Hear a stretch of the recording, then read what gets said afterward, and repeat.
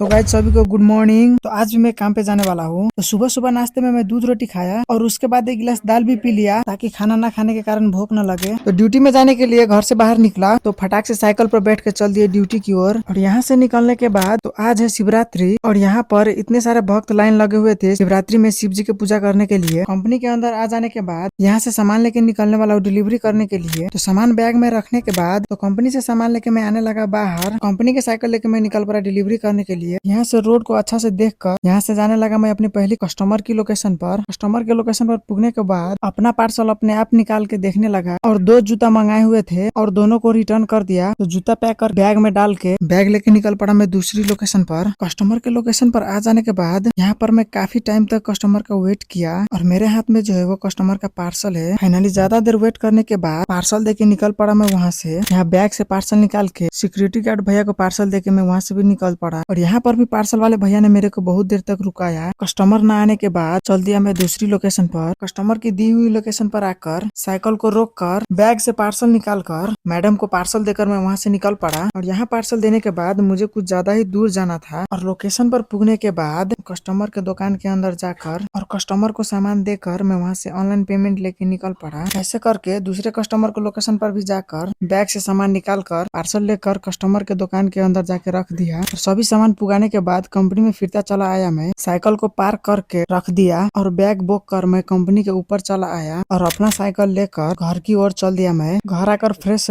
होकर तब तक शाम को 4:30 बज गया था और आज खाना में ये सब बना था। दिन भर खाना न खाने के कारण मुझे जोरों की भूख लगी थी और मैं जल्दी खाने लगा। और इस ब्लॉग में इतना ही। बाय।